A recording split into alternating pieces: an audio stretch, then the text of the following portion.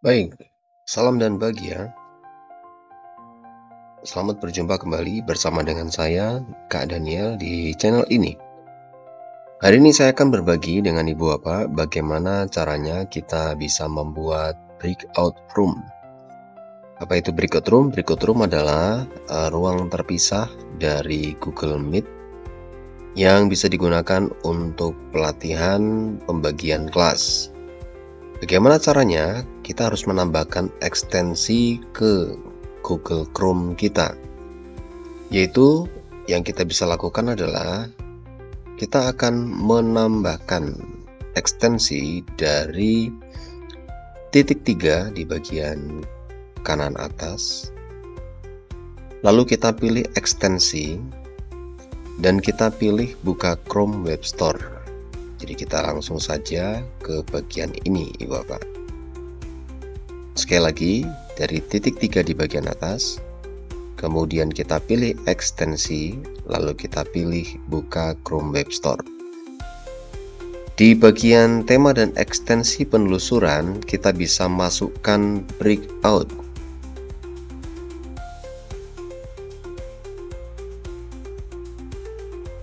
Otomatis di bagian atas sudah ada muncul Google Meet Breakout. Kita klik yang ini. Jadi pastikan kita bisa mengetahui di sini ada kode atau ikonnya, yaitu kotak berwarna ungu dengan huruf B. Lalu kita klik saja tambahkan ke Chrome. Dan apabila muncul pop-up seperti ini, klik tambahkan ekstensi.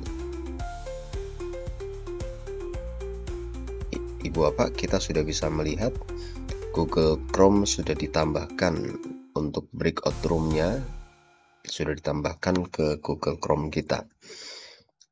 Lalu bagaimana cara mencarinya agar muncul di tampilan atas? Cara mencarinya adalah kita klik di bagian ekstensi, lalu kita lihat yang Google Meet Breakout sini, kita pin ya supaya muncul di bagian atas. Kita klik pin. Dengan demikian kita mudah mencari untuk breakout room kita. Kemudian bagaimana caranya kita untuk memanfaatkannya? Kita klik di bagian breakout room. Lalu kita akan membuat kursus. Kita klik di bagian kursus.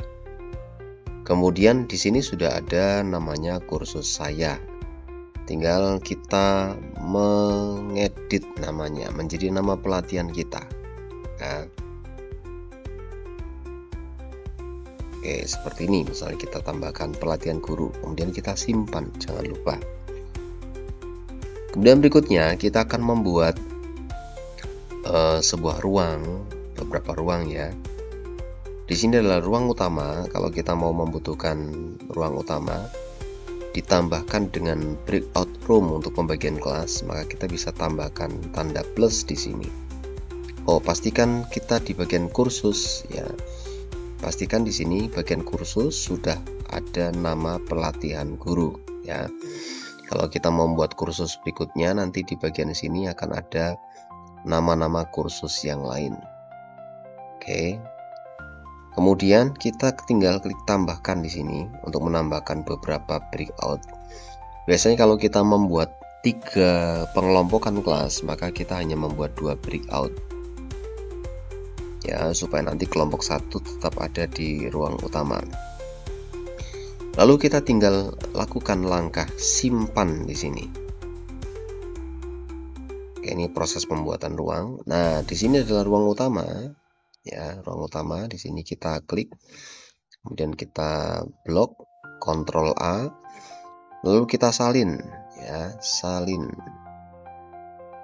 Ini akan kita bagikan di LMS ya, untuk kita pastikan di LMS. Kemudian kita bisa mulai ya, untuk ruangnya. Kita bagian Meet. Untuk kalau memulai yang ruang utamanya, kita klik di bagian Meet. Kemudian kita klik mulai kelas. Sini sudah ada pelatihan gurunya. Kemudian breakoutnya kita klik ya. Misalnya kita akan memanfaatkan 2 breakout, maka breakout room itu akan disiapkan 2. Kemudian kita klik yang utama dulu, ini untuk memulai kelas utama kita.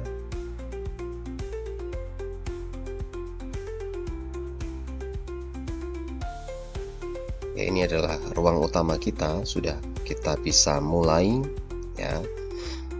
Kemudian bagaimana kita melihat hasil breakoutnya? Kita klik yang bagian breakout yang telah ditentukan, lalu kita klik di sini ya, salin di sini untuk breakoutnya ya. Kita salin, kemudian kita tautkan breakoutnya ini di bagian LMS, atau kita bisa bagikan di bagian mid di sini.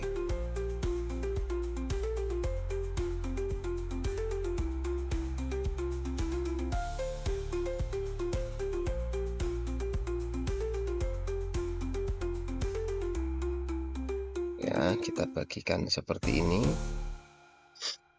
Otomatis sudah akan muncul pembagian di breakoutnya.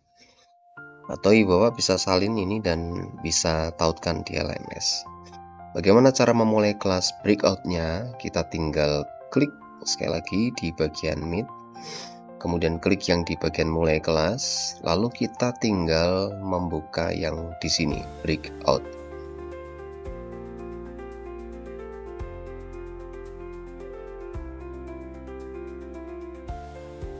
Nah, kita sudah bisa tahu di sini sudah ada breakoutnya.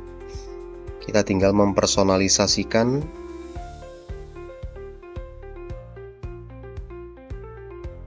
Oke, kita sudah tahu di sini ada breakoutnya. Kita tinggal mempersonalisasikan informasi yang ada di sini. Gitu. Kalau Ibu Bapak ingin menyampaikan secara keseluruhan, kita bagi ke 3 layar seperti ini ya. Jadi kalau Ibu Bapak bisa menggunakan laptop yang baru, kalau kita klik yang ada di atas ini, kita akan bisa membagi ke 3 layar.